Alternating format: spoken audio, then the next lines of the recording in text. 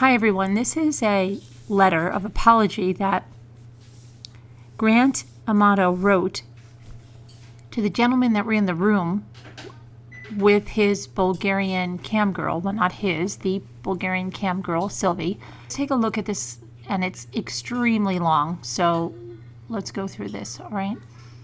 Hey guys, I was thinking of writing to each of you individually, but felt like it might be easier to reach everyone if I just did one message to the main group of guys that I got to know over the months.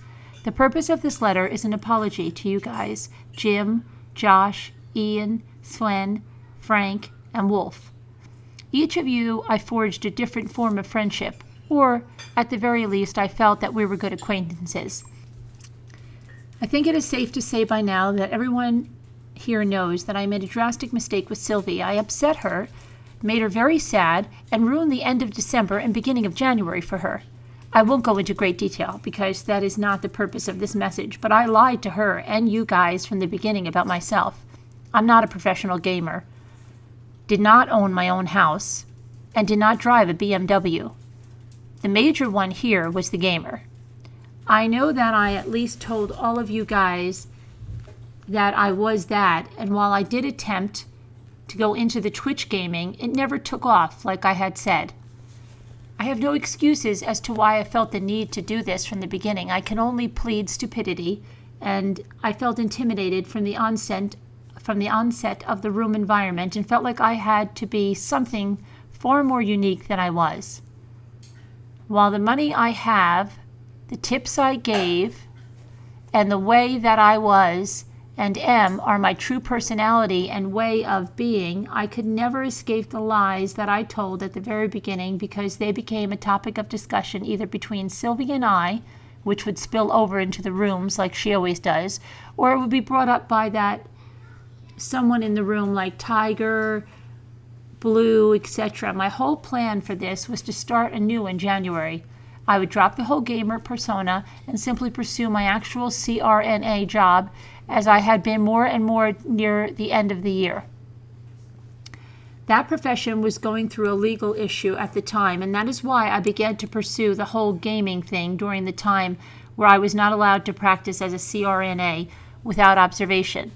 Lastly, I will mention that while I am 29, I have never lived alone, and I have either lived with my parents or primarily with my brother in the big house we grew up in. At the end of November, everyone remembers when Silvie got all worried because I was absent a lot during that important night. The reason why this happened was because my family found out about her, the website, and all the money I had been spending on everything.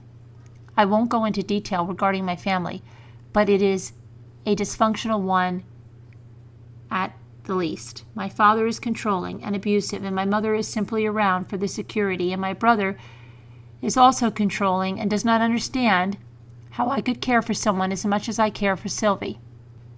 Because of this dysfunction, after I came back from Japan, I split with my family to be on my own. They would not have this and subsequently ambushed me where I was staying and forcefully signed me into a clinic in Fort Lauderdale here in Florida. The clinic's name was Cornerstone, if anyone was interested. This was an addiction clinic. They felt that I had an unhealthy addiction because of the type of profession Silvie has and the quantity of money I had spent in the span of 6 months until that I had known her. I was not allowed to leave the clinic, and while I was there, I was not allowed to access the internet.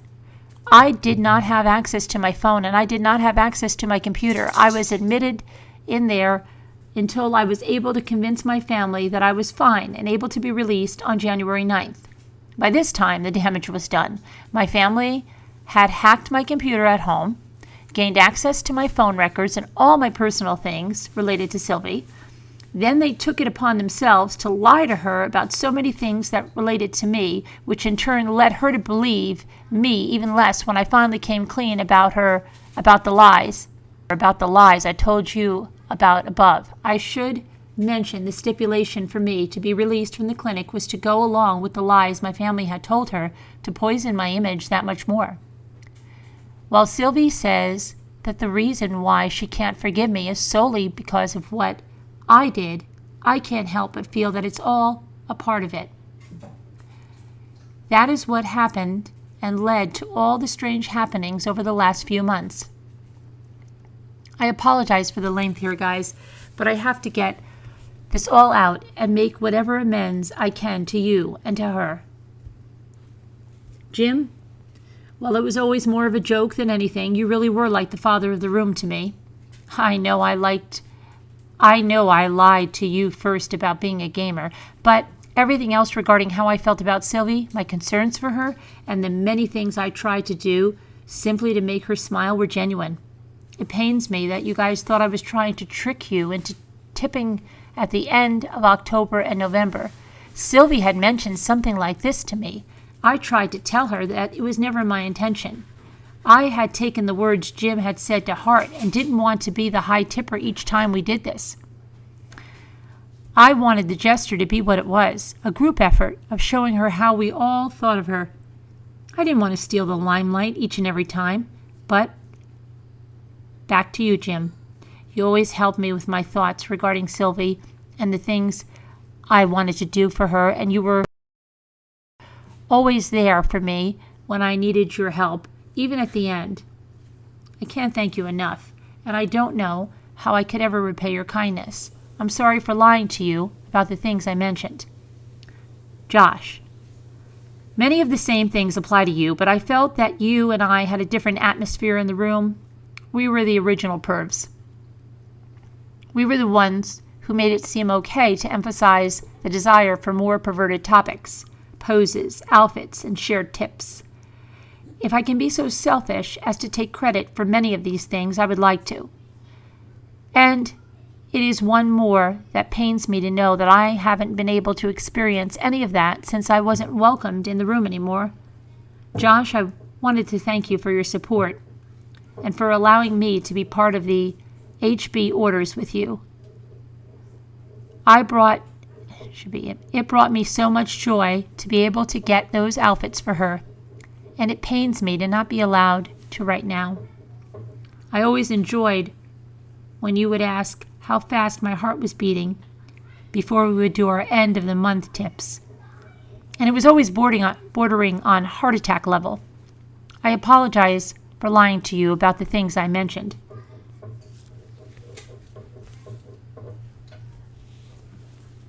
Ian, you were always the kindest one in the room. No offense, guys, and I'm sure none is taken. But Ian, you rarely ever poked fun, and you were always someone that I knew I could depend on to take the heat off or join in on the festivities that were at hand in the room. If I had an idea, I always knew you were game, and it was such a great connection to you, and I can't thank you enough for being such a stand-up guy and for always being someone that I felt I could talk to if I had something positive or negative to discuss. I'm sorry for lying about the things I mentioned. Sven, you were always my eyes of MFC. You always let me know about the other rooms and about the token differences that you felt were needed regarding advancing in rank. While I hated the ranking system of MFC, you always gave me some level of comfort regarding what was needed to maybe sneak out one final advancement.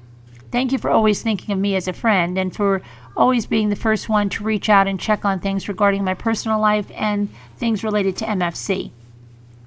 I always appreciated your commitment to that. While I was in Japan, thank you for sharing those wonderful gifts you made with her, special nights and outfits that you thought I would enjoy. While it ripped my heart out to miss them in their totality, it was kind of you to do this. While I gave you shit about being wrong about the gaps, I felt that it added a new thing to the room, a new thing we could all joke about. I am terribly sorry for lying to you about the things I did. Frank, I didn't get to know you as well as the rest, but I felt like we were getting to know each other a lot more near the end of November.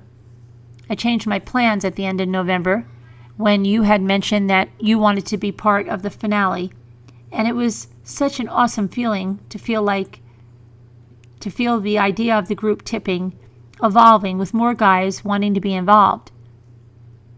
I apologize about lying to you regarding the things that I did.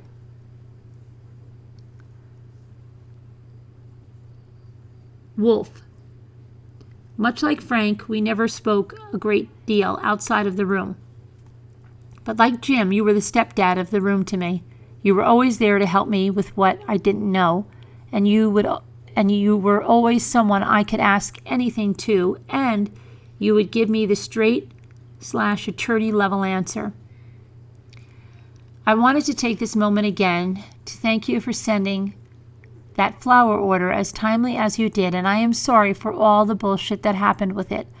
I know it stressed you out mildly, and I wanted to let you know that even now there are no hard feelings regarding how it turned out. I always meant it when I said that I was bummed out that you had to leave or couldn't come into the room until later because of how busy you are. Even if you gave me a lot of shit like Jim, it was always a great deal of fun when it came from you guys. I am sorry for the things that I lied about to you, and yes, the PP order was real, and I have the shoes and hat and pants to prove it. Everyone, I ask for your forgiveness regarding my stupidity. I will never be able to forgive myself for making Silvie sad and for betraying her trust in me. Despite the many things that I have tried to currently emphasize to her, I care for her deeply and wish for an actual second chance with her in the room. I know the hatchet cannot be buried easily, and I know that everyone is entitled to their own feelings of hatred and discomfort, but I am willing to do whatever it takes to be able to show the real me to everyone and to build a relationship that doesn't involve lies. As much mistrust and anger I have with everyone, I want to let you all know that besides the 3 things that I spoke of earlier, and the many branches of lies that spread from them, the tournaments, the cars, and the family struggles, everything regarding my personality, the way I was, the reasons why I tipped, the feelings I had for Silvie and you guys, are all the real me. After I initially lied, everything between me and Silvie grew so fast. We became so close that I was in the stereotypical rock and a hard place. I found myself avoiding the topics that I had lied about more and more with her and trying to emphasize her day more than mine. I was desperately trying to get to January so that I could begin to erase the lies. I hate myself for what I did, and I hate the thought of never getting to be with her again. And after everything that I gave and everything that I tried to do with her, I just can't comprehend being without her. I can simply plead that I was human and made a terrible error, hurt the ones that I grew to care for. I felt that if I had come clean on my own, then the same result would have occurred in this day and age. Maybe it is my childish way of saying or thinking, but that is the truth. I just wanted to make her smile and give her new experiences to her room. I wanted to add to her feelings of accomplishments and give into her greedy, stubborn, childish side of wanting it all.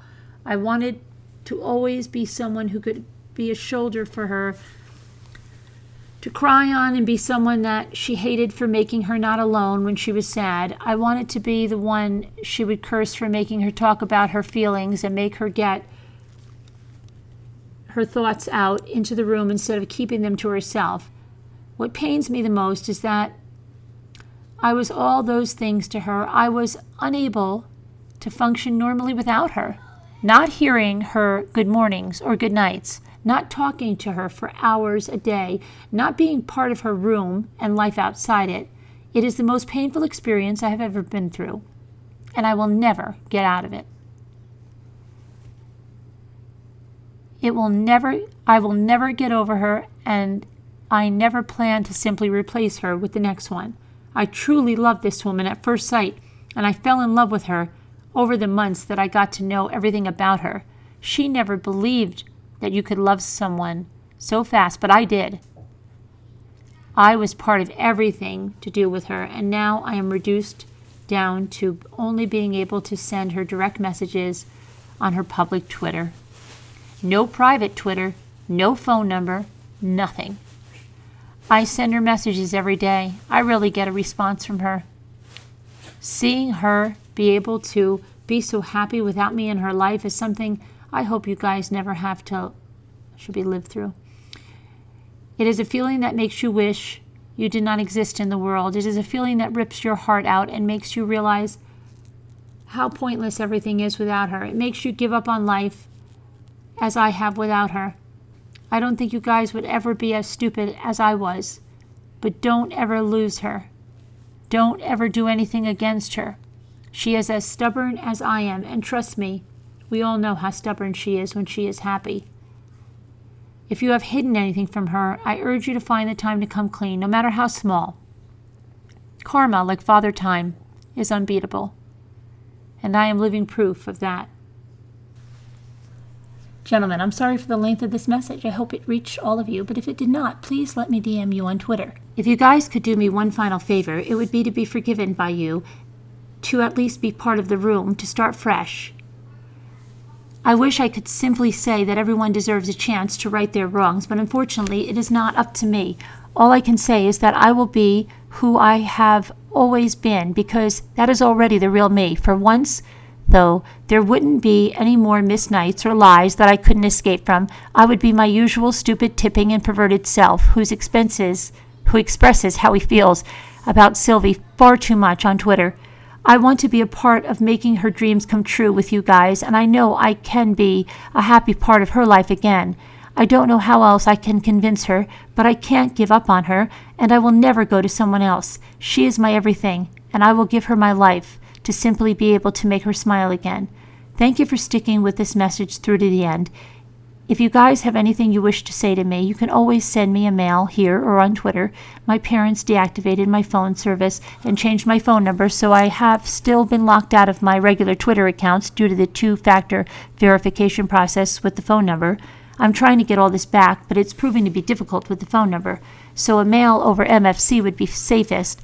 If you wish to say anything, I am as sorry as I have ever been in my life. You guys took me in, and I want to make things right with everyone. Don't ever lose her, guys. She is someone that you will never forget and never want to forget, no matter how painful. I hope I can be with her again, and I hope I can be part of the community again. I'm sorry for what I did to her, and to you, I truly am.